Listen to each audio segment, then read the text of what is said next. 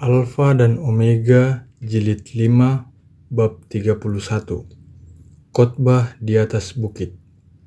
Kristus jarang mengumpulkan murid-muridnya sendiri untuk menerima firman-Nya. Ia tidak memilih pendengarnya, hanya mereka yang tahu cara hidup.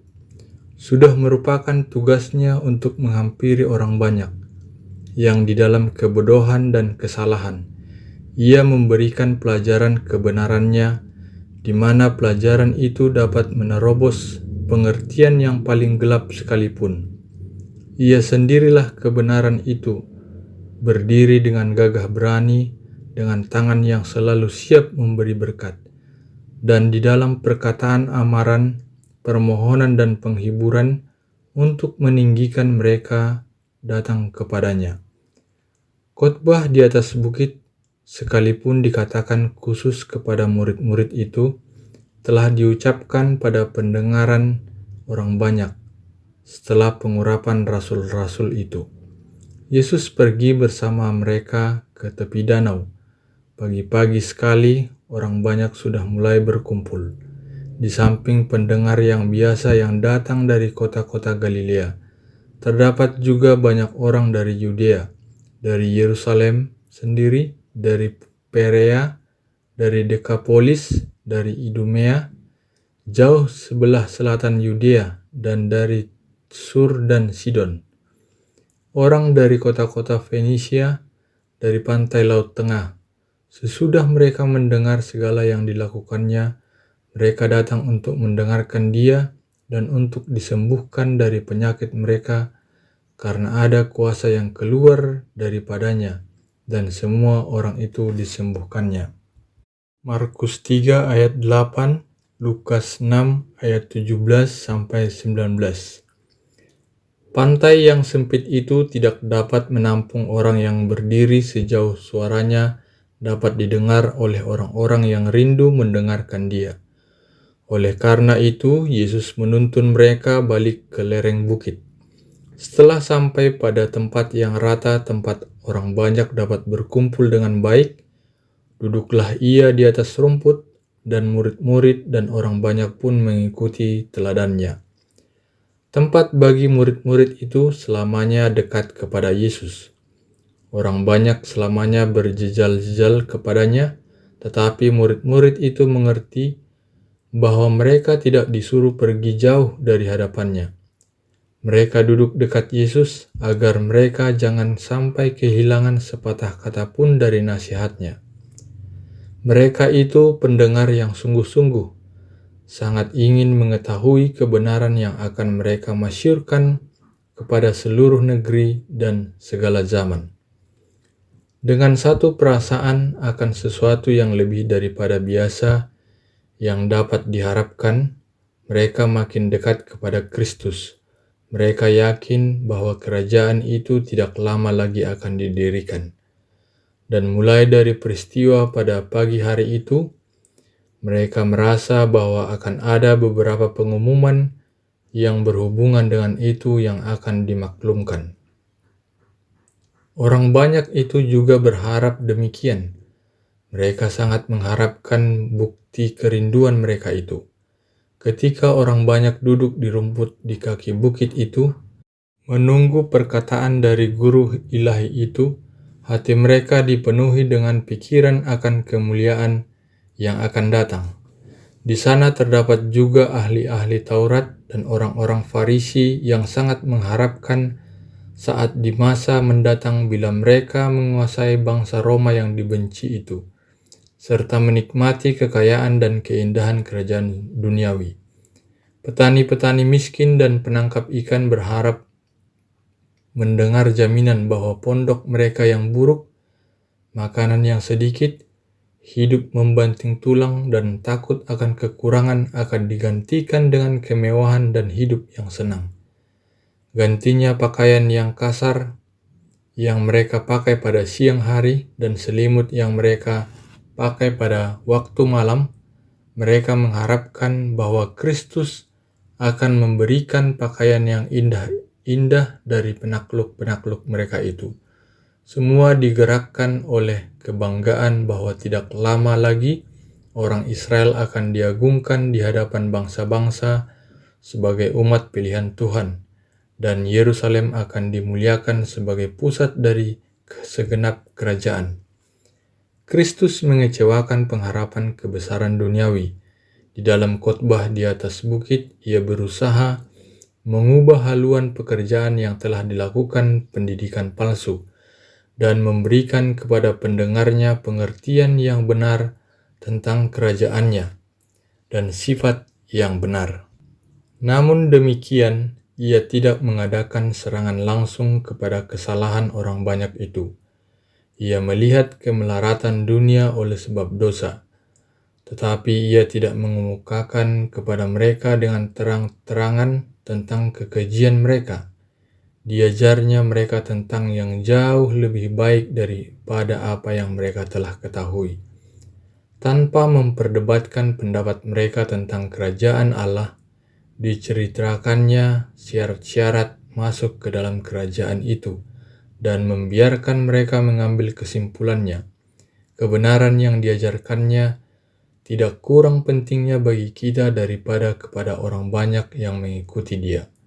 Tidak boleh lebih sedikit dari mereka, kita perlu mempelajari dasar-dasar prinsip kerajaan Allah. Perkataan yang pertama diucapkan Kristus di atas bukit itu adalah kata bahagia. Berbahagialah mereka, katanya, yang merasa dirinya miskin rohani dan yang merasa perlu akan keselamatannya.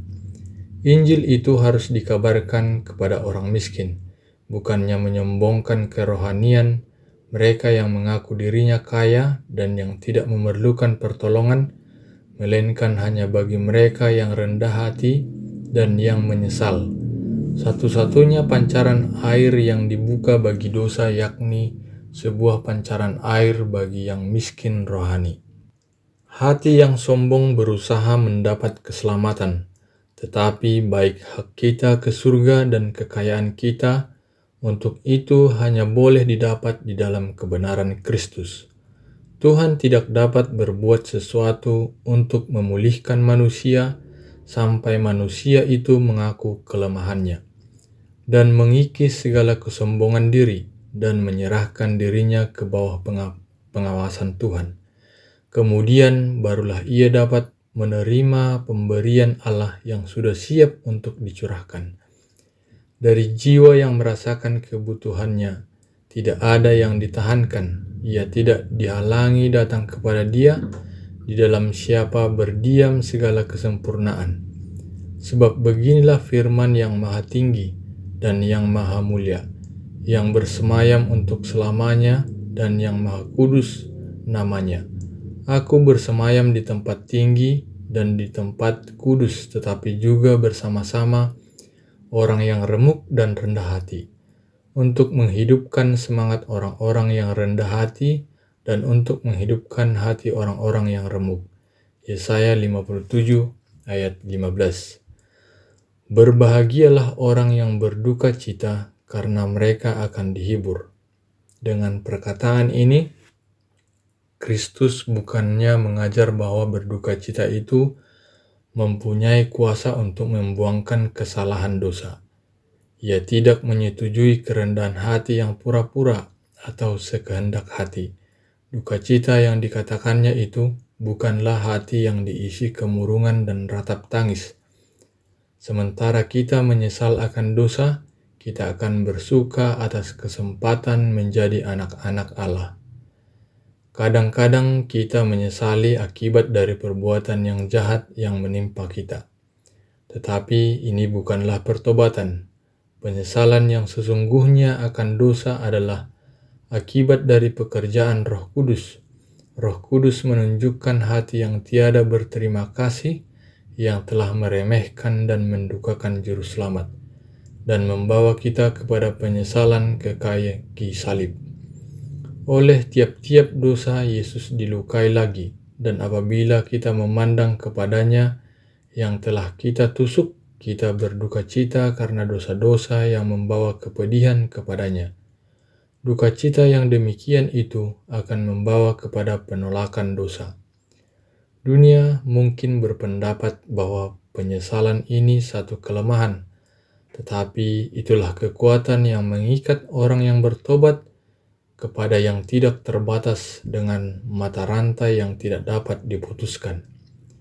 Dinyatakannya bahwa malaikat-malaikat Allah membawa kepada jiwa kemurahan yang telah hilang oleh kekerasan hati dan pelanggaran.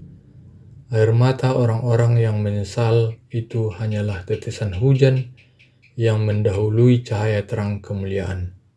Duka cita ini memaklumkan satu kesukaan yang akan menjadi satu pancaran hidup di dalam jiwa. Hanya akuilah kesalahanmu, bahwa engkau telah mendurhaka terhadap Tuhan Allahmu. Mukaku tidak akan muram terhadap kamu, sebab aku ini murah hati, demikianlah firman Tuhan. Yeremia 3 ayat 13. Kepada segala orang Sion yang berduka cita, Ia telah berjanji memberikan perhiasan kepala ganti abu, minyak untuk pesta ganti kain kabung, nyanyian puji-pujian ganti semangat yang pudar. Yesaya 61 ayat 3. Dan bagi mereka yang berduka cita di dalam ujian dan kedukaan terdapatlah penghiburan. Pahitnya kesusahan dan penghinaan adalah lebih baik daripada bermanja-manja dalam dosa. Melalui kesengsaraan Allah menunjukkan kepada kita noda kotor di dalam tabiat kita. Dan oleh kemurahan Allah kita dapat menaklukkan kesalahan kita. Pasal-pasal yang tidak tampak mengenai diri kita sendiri dibukakan kepada kita. Dan ujian datang, apakah kita akan menerima teguran dan nasihat Allah? Jika terbawa ke dalam ujian, kita tidak boleh gusar dan bersungut. Kita jangan melawan atau menggelisahkan diri kita lepas daripada tangan Kristus. Kita harus merendahkan jiwa di hadapan Allah. Cara-cara Tuhan itu kurang jelas bagi mereka yang ingin melihat sesuatu di dalam satu terang yang berkenan bagi dirinya sendiri. Cara-cara itu kelihatan suram dan tanpa kegembiraan kepada sifat kita manusia. Akan tetapi jalan Tuhan adalah jalan kemurahan dan akhirnya adalah keselamatan. Elia tidak mengetahui apa yang diperbuatnya apabila di padang belantara ia berkata bahwa ia sudah cukup lama hidup dan ia berdoa agar ia mati saja. Allah dalam kemurahannya tidak menuruti dia pada waktu itu. Masih ada pekerjaan yang besar yang akan dikerjakan Elia. Dan sesudah pekerjaannya selesai, ia tidak akan binasa dalam kekecewaan dan kesepian di padang belantara. Bukannya masuk liang lahat, tetapi akan diangkat di dalam kemuliaan dengan pasukan kereta surga, menuju tahta yang maha tinggi. Firman Tuhan terhadap duka cita yang demikian ialah, Aku telah melihat segala jalan itu, tetapi aku menyembuhkan dan akan menuntun dia dan akan memulihkan dia dengan penghiburan, juga pada bibir orang-orangnya yang berkabung. Aku mengubah perkabungan mereka menjadi kegirangan, akan menghibur mereka dan menyukakan mereka sesudah kedukaan mereka. Yesaya 57 ayat 18, Yeremia 31 ayat 13. Berbahagialah orang yang lemah lembut, kesukaran yang akan kita hadapi boleh berkurang oleh kelemah lembutan yang tersembunyi di dalam Kristus. Jika kita melihat kerendahan hati Tuhan kita akan lepas dari sifat remeh, penolakan, sakit hati, yang ke dalamnya kita terjerumus setiap hari. Dan tabiat-tabiat itu akan berhenti mendatangkan kegelapan atas jiwa. Bukti yang tertinggi dari ketinggian budi di dalam kekristenan ialah pengendalian diri orang yang ada di bawah kejahatan dan kebengisan gagal memiliki sifat tenang dan roh yang penuh kepercayaan serta merampok Tuhan dari haknya untuk menyatakan di dalamnya kesempurnaan tabiatnya. Kerendahan hati itu adalah kekuatan yang memberi kemenangan kepada pengikut-pengikut Kristus. Itu adalah tanda hubungan mereka dengan pengadilan surga. Tuhan itu tinggi, namun ia melihat orang yang hina. Mazmur 138 ayat 6. Mereka yang menunjukkan kelemah lembutan dan kerendahan hati, Kristus itulah yang berkenan pada pandangan Allah. Boleh jadi dunia menganggap mereka hina, tetapi pada pemandangannya mereka tinggi nilainya. Bukan hanya yang bijaksana, yang benar, dermawan, akan peroleh paspor ke halaman surga. Bukan hanya pekerjaan yang sibuk, yang penuh semangat dan tidak kenal berhenti. Bukan yang miskin rohani, yang merindukan kehadiran Kristus, yang lemah lembut, yang mempunyai cita-cita tertinggi melakukan kehendak Allah. Mereka ini akan memperoleh hak masuk yang berkelimpahan. Mereka akan berada di antara orang yang membasuh jubah mereka dan membuat mereka putih di dalam darah anak domba. Karena itu mereka berdiri di hadapan tahta Allah dan melayani Dia siang malam di bait sucinya, dan Ia yang duduk di atas tahta itu akan membentangkan kemahnya di atas mereka. Wahyu 7 ayat 15. Berbahagialah orang yang lapar dan haus akan kebenaran. Perasaan tidak layak akan menuntun hati yang lapar dan dahaga akan kebenaran, dan kerinduan yang semacam ini tidak akan dikecewakan. Mereka yang menyediakan tempat di hati mereka bagi Yesus akan memahami kasih-Nya. Semua yang rindu memakai tabiat Allah akan dipuaskan. Roh Kudus tidak pernah membiarkan tanpa penolong jiwa yang rindu kepada Yesus. Roh Kudus membawa perkara-perkara tentang Kristus dan menunjukkannya kepadanya. Jika mata tetap ditujukan kepada Kristus, pekerjaan roh tidak akan berhenti sampai jiwa itu serupa dengan petanya. Unsur kasih sejati akan mengembangkan jiwa, memberi kesanggupan yang lebih tinggi untuk meluaskan pengetahuan tentang perkara-perkara surga, supaya tidak berhenti sampai penuh. Berbahagialah orang yang lapar dan haus akan kebenaran, karena mereka akan dipuaskan. Yang menaruh kasihan akan beroleh kasihan, dan yang suci hatinya akan melihat Allah. Setiap pikiran yang kotor menajiskan jiwa, merusakkan perasaan, akhlak, dan membuangkan pengaruh Roh Kudus. Hal itu menudungi pandangan kerohanian, agar manusia tidak dapat memandang Allah. Tuhan mengampuni orang berdosa yang bertobat, tetapi walaupun telah diampuni, jiwa itu telah berbekas. Semua percakapan dan pikiran yang tidak pantas harus dihindarkan oleh orang yang mau berhenti dengan jelas kebenaran rohani. Tetapi perkataan Kristus menutupi lebih luas daripada kebebasan kesenangan yang tidak suci, lebih daripada kecemaran upacara yang dihindarkan orang Yahudi. Cinta akan diri sendiri menghalangi kita memandang Allah. Roh orang yang memikirkan diri sendiri menganggap Allah adalah sama seperti dirinya sendiri, mementingkan diri. Sebelum kita membuang sifat itu, kita tidak akan dapat mengerti Dia yang mempunyai kasih. Hanya hati yang tidak mementingkan diri, yang lemah lembut dan mempunyai roh yang tulus, akan melihat Tuhan sebagai Tuhan, Tuhan Allah penyayang dan pengasih, panjang sabar, berlimpah kasih-Nya dan setia-Nya. Keluaran 34 ayat 6. Berbahagialah orang yang membawa damai. Damai Kristus lahir dari kebenaran. Damai itu selaras dengan Allah. Dunia ini berseteru dengan hukum Allah. Orang berdosa berseteru dengan haliknya. Dan sebagai akibatnya mereka saling bermusuhan satu dengan yang lain. Tetapi penulis Mazmur berkata, "Besarlah ketentraman pada orang-orang yang mencintai Taurat-Mu, tidak ada batu sandungan bagi mereka." Mazmur 119 ayat 165. Manusia tidak dapat membuat damai. rencana manusia untuk penyucian dan pengangkatan perseorangan atau masyarakat akan gagal menghasilkan damai, sebab mereka tidak mencapai hati nuraninya. Satu-satunya kuasa yang dapat menciptakan atau mengekalkan damai ialah anugerah Kristus.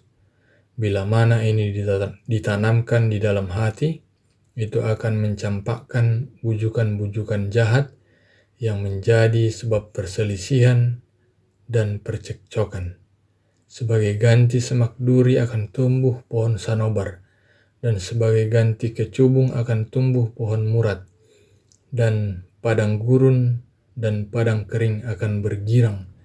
Pada belantara akan bersorak-sorak dan berbunga seperti bunga mawar. Yesaya 55 ayat 13 dan Yesaya 35 ayat 1. Orang banyak itu heran akan pengajaran ini, yang amat berlainan dengan ajaran dan teladan orang-orang Farisi.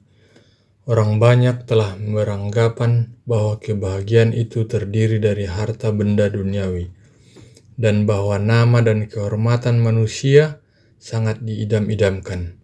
Sangatlah menyenangkan jika dipanggil rabi, dan dianggap seperti seorang cendekiawan dan beragama. Dan jasa-jasa mereka dipaparkan di hadapan umum. Ini dianggap sebagai mahkota kebahagiaan. Tetapi di hadapan orang banyak, Kristus menjelaskan bahwa harta dan kehormatan duniawi adalah pahala yang akan diterima oleh orang seperti itu. Ia berkata dengan kepastian dan kuasa yang meyakinkan terdapat dalam perkataannya. Orang banyak itu diam. Dengan perasaan takut menudungi mereka, mereka memandang satu dengan yang lain dengan penuh keraguan-raguan. Siapakah dari antara mereka yang akan diselamatkan jika ajaran orang ini benar? Banyak orang telah yakin bahwa guru yang ajaib ini digerakkan oleh Roh Allah, dan perasaan yang diutarakannya adalah ilahi. Setelah menerangkan apakah kebahagiaan yang sebenarnya dan bagaimana cara memperolehnya, Yesus lebih jelas menyatakan tugas murid-muridnya sebagai guru-guru yang dipilih oleh Allah untuk memimpin orang-orang kepada jalan kebenaran dan hidup kekal. Ia tahu bahwa mereka sering mengalami kekecewaan dan putus asa, bahwa mereka akan mendapat perlawanan yang hebat, bahwa mereka akan dihinakan dan kesaksian mereka ditolak. Ia mengetahui dengan jelas bahwa di dalam menjalankan pekabaran mereka, orang-orang yang rendah hati yang mendengarkan dengan teliti akan perkataannya akan menanggung fitnah, aniaya, penjara, dan kematian. Dan kemudian dilanjutkannya, berbahagialah orang yang dianiaya oleh sebab kebenaran, karena merekalah yang mempunyai kerajaan surga. Berbahagialah kamu jika karena kamu dicela dan dianiaya dan kepadamu difitnahkan segala yang jahat. Bersukacita dan bergembiralah, karena upahmu besar di surga. Sebab demikian juga telah dianiaya nabi-nabi yang sebelum kamu. Dunia mengasihi dosa dan membenci kebenaran. Dan inilah yang menyebabkan permusuhan kepada Yesus. Semua yang menolak kasih-Nya yang tiada taranya itu akan merasa bahwa kekristenan itu merupakan unsur yang menyulitkan. Terang dari Kristus menjauhkan kegelapan yang menudungi dosa-dosa mereka, dan perlunya pembaruan dinyatakan, sementara orang-orang yang berserah kepada pengaruh Roh Kudus memulai peperangan di dalam diri mereka sendiri. Barang siapa yang berpaut kepada dosa berperang melawan kebenaran dan utusan-utusannya. Dengan demikian, pertengkaran sudah terjadi dan pengikut-pengikut Kristus dituduh sebagai pengacau orang banyak. Tetapi perhubungan dengan Allah itulah yang menjadikan mereka musuh dunia ini. Mereka itu menanggung hinaan karena Kristus. Mereka mengikuti jejak jalan yang telah dijejaki oleh yang termulia di dunia ini. bukannya dengan duka cita, melainkan dengan sukacita. Walaupun menghadapi aniaya, setiap api ujian adalah jalan Tuhan untuk memurnikan mereka, masing-masing melayakkan mereka bagi pekerjaan mereka sebagai orang yang bekerja sama dengan Allah.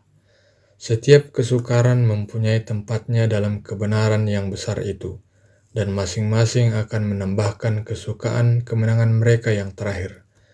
Memandang hal ini, ujian iman dan kesabaran mereka akan diterima dengan tulus ketimbang ditakuti dan disingkirkan. Ingin memenuhi kewajiban mereka kepada dunia ini, menetapkan keinginan mereka pada persetujuan Allah. Hamba-hambanya harus memenuhi setiap kewajiban dengan tidak menghiraukan ketakutan atau persetujuan sesama manusia. Kamu adalah garam dunia, kata Kristus. Janganlah menarik diri dari dunia ini dengan maksud untuk meluputkan diri dari aniaya. Kamu harus tinggal di antara manusia, agar kesenangan kasih ilahi menjadi seperti garam untuk mencegah dunia ini dari kemerosotan. Hati yang menyambut pengaruh Roh Kudus adalah saluran melalui mana berkat Tuhan mengalir. Jika mereka yang melayani Allah dikeluarkan dari dunia dan rohnya ditarik dari antara manusia, maka dunia ini akan tinggal sunyi senyap dan rusak sebagai hasil dari kekuasaan setan.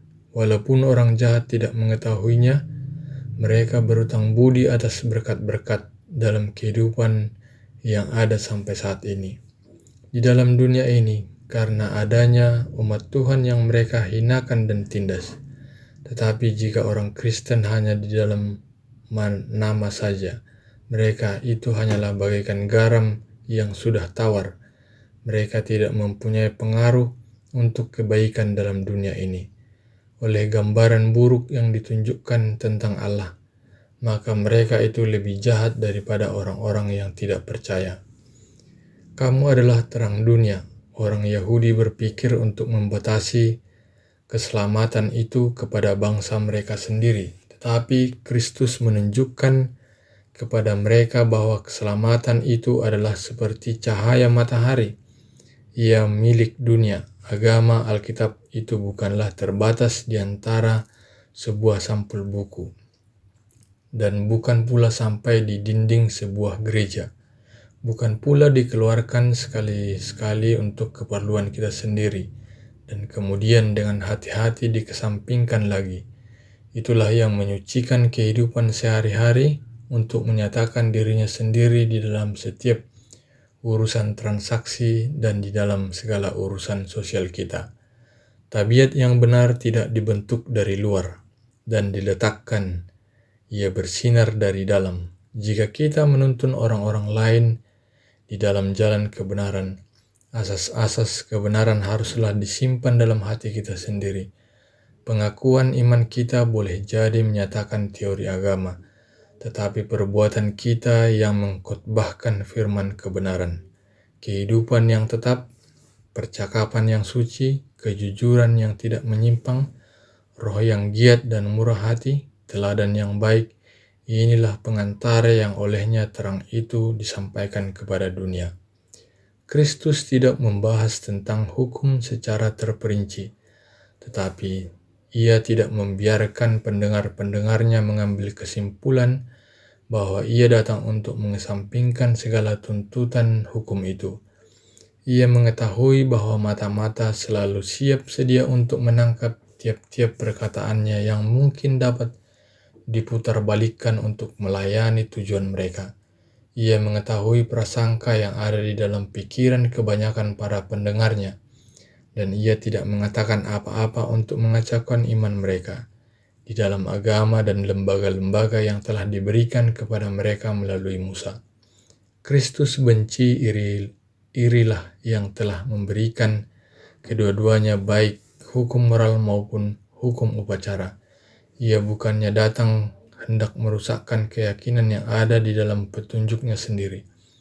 Oleh karena penghormatannya yang besar terhadap hukum dan nabi-nabi, sehingga ia berusaha memecahkan dinding tradisi yang telah mengelilingi orang-orang Yahudi. Meskipun ia mengesampingkan tafsiran mereka yang palsu tentang hukum, dengan hati-hati ia mengawasi murid-muridnya supaya jangan mendiamkan kebenaran yang diamanatkan kepada orang Ibrani. Orang Farisi menyombongkan diri mereka sendiri atas penurutan kepada hukum, tetapi mereka hanya mengetahui sedikit tentang asas-asasnya melalui perbuatan setiap hari, sehingga perkataan Kristus kedengaran bertentangan dengan yang asli, meskipun ia mengikis omong kosong yang telah menutupi kebenaran. Mereka pikir ia membuang kebenaran itu sendiri. Mereka berbisik satu sama lain bahwa ia meremehkan hukum itu. Ia membaca pikiran mereka dan menjawab kepada mereka sambil berkata, "Janganlah kamu menyangka bahwa aku datang untuk menyediakan hukum Taurat atau kitab para nabi. Aku datang bukan untuk meniadakannya, melainkan untuk menggenapinya." Di sini ia membantah tuduhan orang-orang Farisi itu. Tugasnya ke dunia ini ialah membenarkan tuntutan yang suci dari hukum itu yang mereka tuduh dia sedang merombaknya. Jika sekiranya hukum Allah boleh diubahkan atau dihilangkan, maka Kristus tidak perlu menanggung kesengsaraan akibat pendurhakaan kita. Ia datang untuk menerangkan hubungan antara hukum kepada manusia dan untuk menerangkan ajarannya melalui hidup penurutannya. Allah telah memberikan kepada kita ajaran-ajarannya yang kudus, sebab ia mengasihi umat manusia. Untuk melindungi kita dari akibat pelanggaran, ia menunjukkan prinsip-prinsip kebenaran. Hukum itu adalah satu pernyataan pikiran Allah. Apabila diterima di dalam Kristus, maka itu menjadi pikiran kita. Ajaran itu mengangkat kita di atas keinginan alami dan kecenderungannya, di atas pencobaan yang menuntun kepada dosa. Allah rindu agar kita berbahagia, dan ia memberikan syarat hukum itu agar dengan menurutnya kita beroleh kesenangan. Waktu kelahirannya, malaikat-malaikat menyanyi, "Kemuliaan bagi Allah di tempat yang maha tinggi, dan damai sejahtera di bumi di antara manusia yang berkenan kepadanya." Lukas 2 ayat 14. Telah dinyatakannya prinsip-prinsip hukum sehingga ia datang untuk mengagungkan dan memuliakannya. Waktu hukum itu diumumkan dari Gunung Sinai, Allah memberitahukan kepada manusia kesucian tabiatnya, agar oleh membandingkannya mereka dapat melihat dosa mereka sendiri. Hukum itu telah diberikan untuk meyakinkan mereka dari dosa dan menyatakan perlunya juru selamat bagi mereka. Ini terlaksana apabila asas-asas itu telah ditetapkan ke dalam hati oleh Roh Kudus. Pekerjaan ini masih tetap berlaku.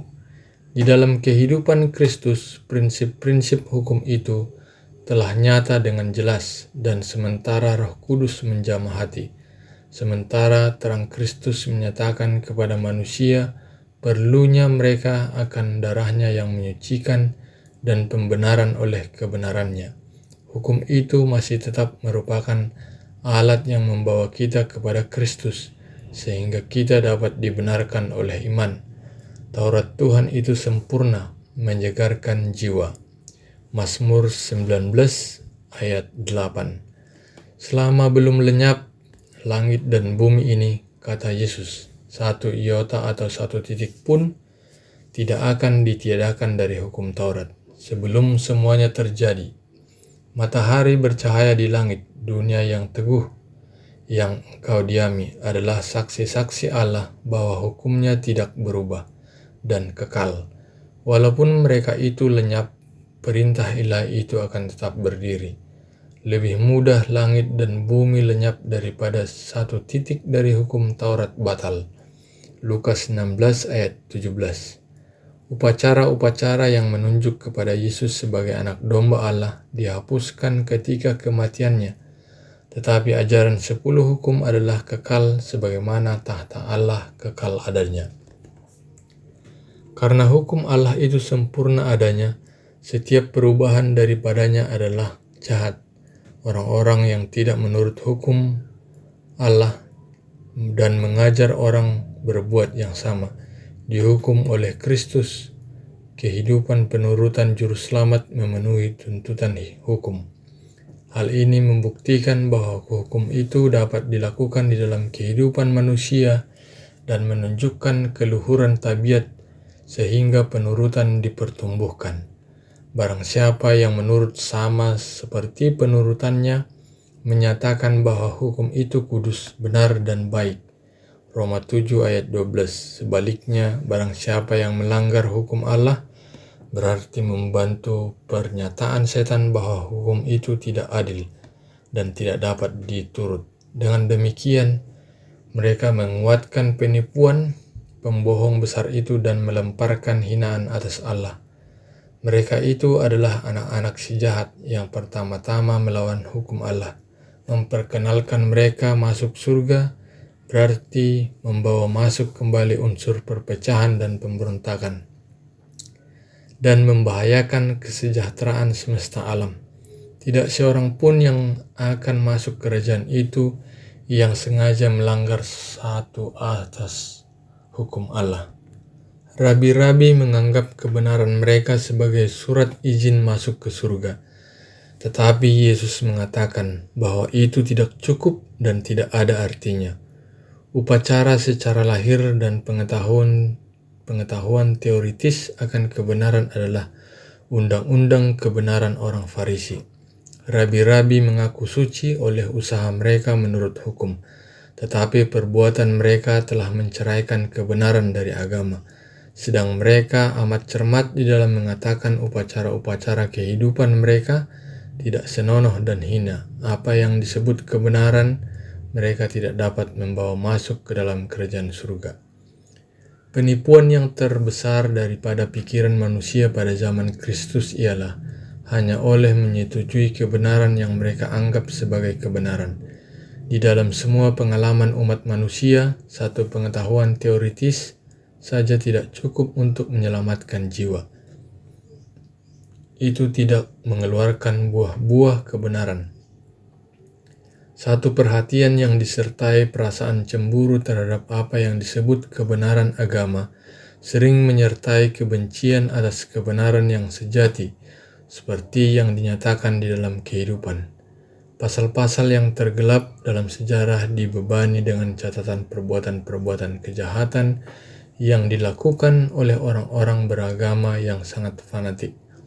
Orang Farisi mengaku bahwa mereka adalah anak-anak Abraham dan membanggakan petunjuk-petunjuk Allah yang ada pada mereka. Meskipun demikian, keuntungan ini tidak melindungi mereka daripada mementingkan diri sendiri, permusuhan, loba, dan kemunafikan yang hina. Mereka menganggap bahwa merekalah yang paling beragama di dunia. Tetapi apa yang mereka sebut berpegang pada agama membawa mereka menyalibkan Tuhan yang mulia itu. Bahaya yang sama masih tetap ada.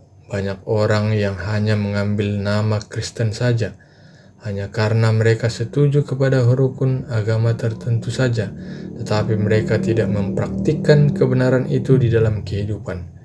Mereka belum percaya dan mencintainya. Oleh karena itu, mereka belum menerima kuasa dan kemurahan yang datang melalui penyucian oleh kebenaran. Manusia dapat saja mengaku percaya akan kebenaran, tetapi jika hal itu tidak menjadikan mereka tulus, manis budi, sabar, menahan nafsu, memikirkan hal semawi, itu akan menjadi kutuk bagi yang mengaku memilikinya. Dan melalui pengaruh mereka itulah mendatangkan kutuk kepada dunia ini. Kebenaran yang diajarkan oleh Kristus adalah kecocokan hati dan kehidupan untuk menyatakan kehendak Allah. Orang berdosa dapat menjadi benar hanya oleh percaya kepada Allah dan memelihara hubungan yang amat penting dengan Dia. Maka kesalehan yang sejati akan mengangkat pikiran dan meninggikan taraf hidup. Jadi bentuk agama secara lahiriah sepadan dengan kesucian hidup kekristenan. Dengan demikian upacara-upacara yang dituntut dalam melayani Allah bukanlah upacara yang tidak berfaedah, seperti yang dibuat oleh orang-orang Farisi. Yesus mengambil hukum itu secara terpisah dan menerangkan dalam dan lebar tuntutannya. Gantinya menghapuskan satu iota dari kekuasaannya. Ia menunjukkan betapa luas daya cakup prinsip-prinsip itu dan menunjukkan kesalahan orang Yahudi dalam penurutan mereka secara lahir. Dikatakannya bahwa oleh pikiran jahat atau pandangan hawa nafsu, hukum Allah telah dilanggar.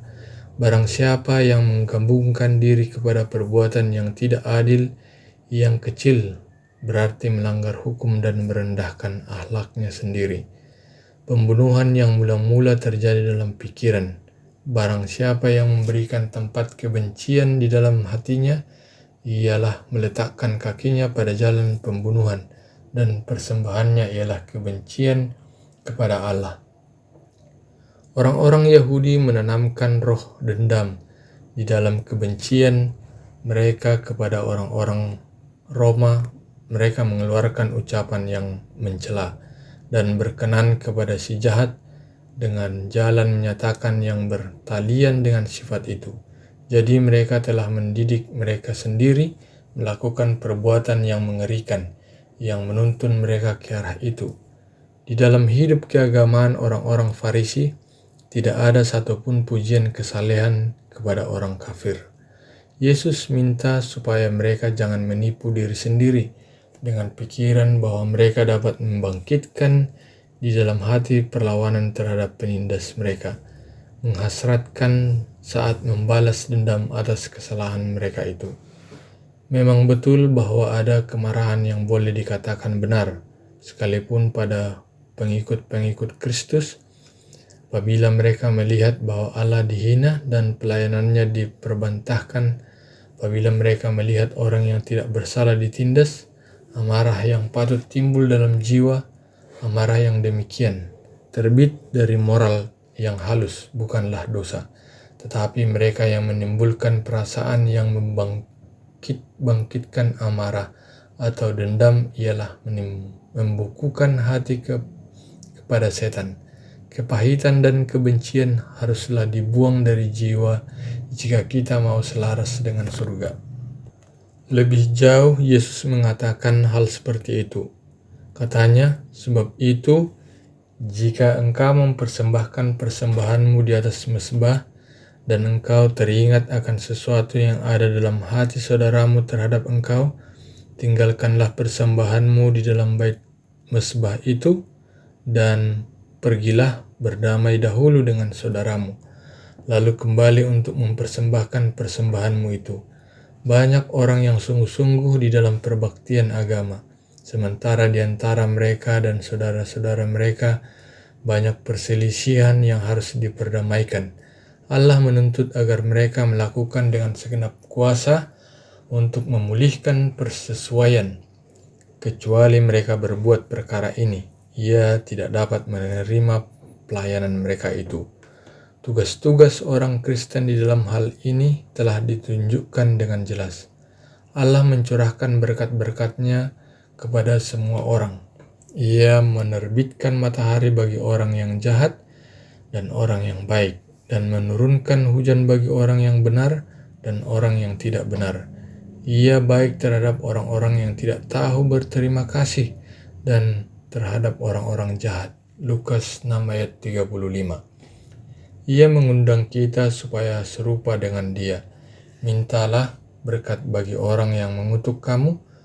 Kata Yesus, berbuatlah baik kepada orang yang membenci kamu. Karena dengan demikianlah kamu menjadi anak-anak Bapamu yang di surga. Inilah prinsip-prinsip dari hukum, dan mereka itulah mata air hidup. Cita-cita Allah bagi anak-anaknya ialah lebih tinggi daripada apa yang dapat dicapai oleh pikiran manusia. Haruslah kamu sempurna sama seperti Bapamu yang di surga adalah sempurna. Perintah ini adalah suatu perjanjian.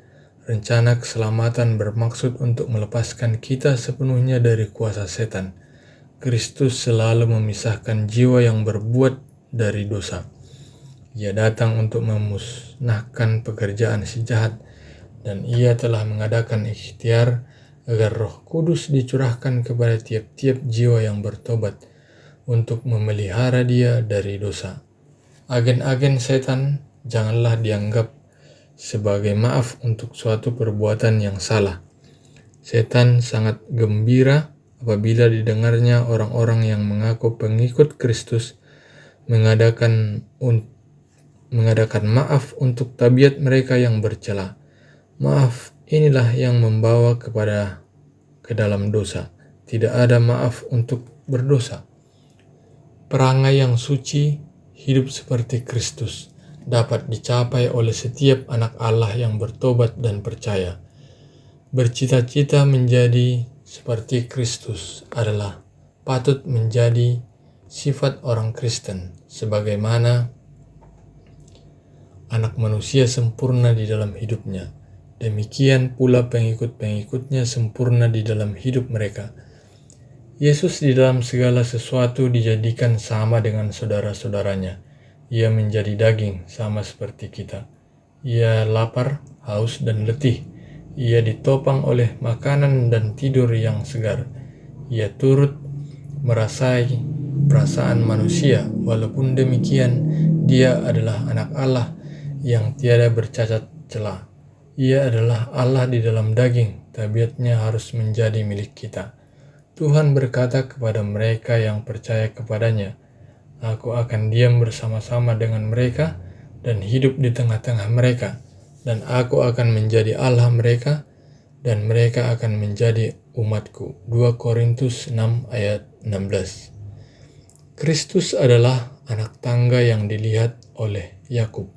Alasnya di bumi ini dan ujungnya sampai di pintu surga, di ambang pintu kemuliaan. Jikalau tangga itu telah gagal oleh satu langkah mencapai bumi ini, sudah pasti kita hilang. Tetapi Kristus telah mendapatkan kita di mana kita berada.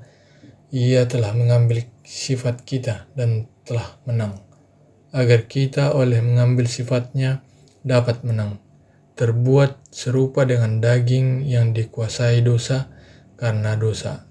Roma 8 ayat 3. Ia hidup tanpa dosa. Sekarang oleh keilahiannya, ia berpegang pada tahta surga. Sedangkan dengan kemanusiaannya, ia datang kepada kita.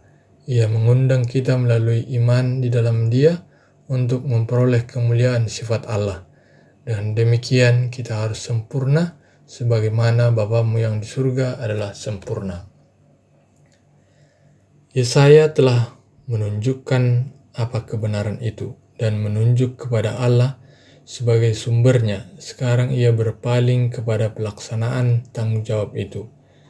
Di dalam memberi sedekah, di dalam doa, di dalam puasa, ia berkata, janganlah dilakukan semata-mata untuk menarik perhatian atau untuk memuliakan diri sendiri.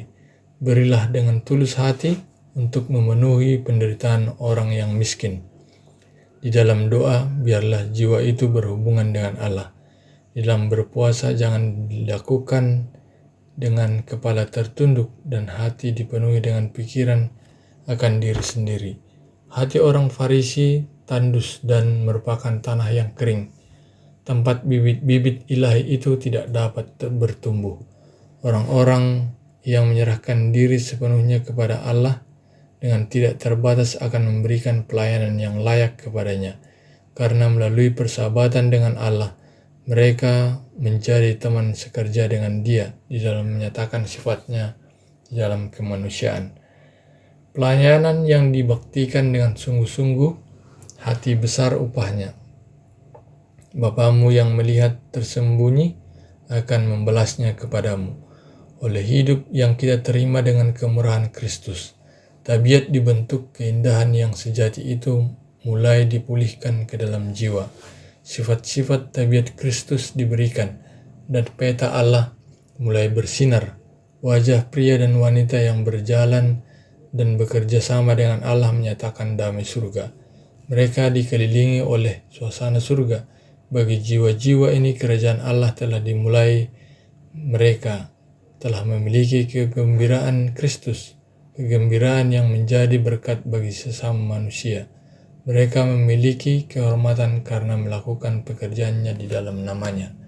Tak seorang pun dapat mengabdi kepada dua tuan. Kita tidak dapat melayani Allah dengan hati yang terbagi-bagi. Agama Alkitab itu bukanlah satu di antara banyak pengaruh yang lain. Pengaruhnya itulah yang tertinggi. Memenuhi dan menguasai sekaliannya bukanlah pula seperti percikan cat di sana-sini di atas kain, tetapi ia memenuhi segenap hidup, seakan-akan kain layar itu dicelupkan dalam cat, sampai setiap benang telah tercelup baik menjadi warna yang indah. Jika matamu baik, teranglah penglihatan seluruh tubuhmu. Jika matamu jahat, gelaplah seluruh tubuhmu.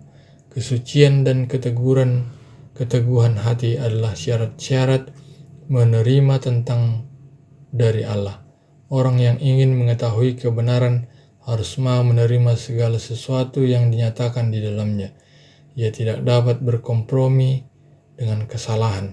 Jika tidak tetap dan hanya setengah-setengah hati di dalam keputusan kepada kebenaran, berarti memilih kegelapan, dosa, dan penipuan setan. Peraturan dunia dan prinsip kebenaran yang tidak tergoyahkan janganlah dipadukan dengan yang lain, sebagaimana warna-warna dari pelangi.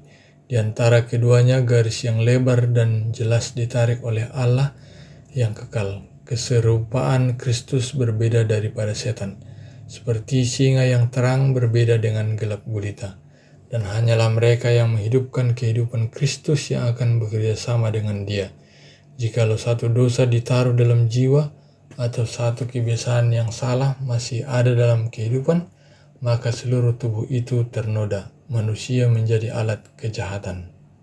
Semua yang memilih melayani Tuhan tinggal di dalam penjagaannya. Kristus menunjuk pada burung-burung yang terbang di udara, kepada bunga-bunga di ladang, dan meminta pendengar-pendengarnya memperhatikan benda-benda kejadian Tuhan. Bukankah kamu jauh melebihi burung-burung itu? Katanya. Matius 6 ayat 26. Ukuran perhatian ilahi yang dicurahkan kepada sesuatu benda sesuai dengan tingkatannya di dalam neraca makhluk. Burung pipit yang kecil dijaga oleh Allah. Bunga-bunga di ladang, rumput-rumput menutupi bumi turut dalam perhatian dan penjagaan Bapa yang di surga. Guru besar itu memperhatikan bunga-bunga bakung, menjadikan mereka begitu indah, sehingga mereka melebihi kemuliaan Salomo. Betapa besar lagi penjagaannya kepada manusia, yang dijadikan menurut peta dan kemuliaan Allah. Ia ingin agar anak-anaknya menyatakan tabiat yang serupa dengan Dia di hadapan orang banyak itu. Sebagaimana sinar matahari membuat bunga-bunga itu berwarna-warni, demikian juga Allah memberikan kepada jiwa keindahan tabiatnya. Semua yang memilih kerajaan kasih, kebenaran, dan damai Kristus menjadikan perhatiannya lebih penting dari yang lain, dihubungkan dengan dunia yang di atas, dan tiap-tiap berkat yang diperlukan untuk kehidupan ini menjadi milik mereka. Di dalam buku Tuhan, masing-masing kita diberi suatu halaman. Halaman itu berisi sejarah hidup kita, sekalipun rambut kepala dihitung, anak-anak Allah tidak pernah dilupakannya. Janganlah kamu khawatir akan hari besok. Matius 6 ayat 34. Kita mengikut Kristus hari demi hari. Tuhan tidak menganugerahkan bantuan untuk besok. Ia tidak memberikan kepada anak-anaknya semua petunjuk untuk perjalanan hidup mereka sekaligus, supaya jangan mereka itu menjadi bingung. Ia mengatakan kepada mereka seberapa banyak yang dapat mereka ingat dan perbuat. Kekuatan dan akal budi yang diberikan adalah untuk keadaan darurat sekarang ini. Tetapi apabila di antara kamu ada yang kekurangan hikmat untuk hari ini, hendaklah ia memintakannya kepada Allah, yang memberikan kepada semua orang dengan murah hati dan dengan tidak membangkit-bangkit. Maka hal itu akan diberikan kepadanya. Yakobus 1 ayat 5. Janganlah kamu menghakimi supaya kamu tidak dihakimi. Janganlah kamu berpikir bahwa kamu lebih baik dari orang lain, dan jangan angkat dirimu sebagai hakim mereka. sedang kamu tidak dapat melihat motif. Engkau tidak sanggup menghukumkan orang lain. Di dalam mengkritik dia, kamu mengundang hukuman atasmu, karena nyatalah kamu turut campur dengan setan, penuduh saudara-saudaramu itu. Allah berkata, ujilah dirimu sendiri, apakah kamu tetap tegak di dalam iman? Selidikilah dirimu, inilah tugas kita. Kalau kita menguji diri kita sendiri, hukuman tidak menimpa kita. 2 Korintus 13 ayat 5, 1 Korintus 11 ayat 31. Pohon yang baik itu akan menghasilkan buah yang baik. Jikalau buahnya tidak enak dan tidak berharga, pohon itu tidak baik. Demikian pula buah yang dihasilkan di dalam kehidupan menjadi saksi keadaan hati dan kesempurnaan tabiat. Perbuatan yang baik tidak dapat membeli keselamatan, tetapi perbuatan itu ialah bukti iman yang bekerja oleh kasih dan yang membersihkan jiwa. Dan walaupun upah yang kekal itu tidak diberikan sebab jasa kita, tetapi itu akan sepadan dengan pekerjaan yang telah dikerjakan melalui anugerah Kristus. Jadi Kristus menyatakan asas-asas kerajaannya dan menunjukkan kepada mereka menjadi peraturan hidup yang besar. Supaya pelajaran itu lebih berkesan, ia menambahkan sebuah perumpamaan. Tidaklah cukup, katanya, bagimu hanya mendengar perkataanku. Oleh penurutan, engkau harus menjadikannya dasar tabiatmu. Diri sendiri itu adalah seperti pasir yang berpindah. Jikalau engkau mengalaskannya di atas teori dan penemuan manusia, rumahmu akan rubuh. Oleh angin pencobaan, ujian yang hebat, ia akan dihanyutkan. Tetapi dengan prinsip yang telah aku berikan itu akan tetap berdiri. Terimalah aku atas firmanku. Setiap orang mendengar perkataanku ini dan melakukannya, ia sama dengan orang yang bijaksana yang mendirikan rumahnya di atas batu. Kemudian turunlah hujan dan datanglah banjir, lalu angin melanda rumah itu, tetapi rumah itu tidak rubuh sebab didirikan di atas batu. Matius 7 ayat 24 dan 25.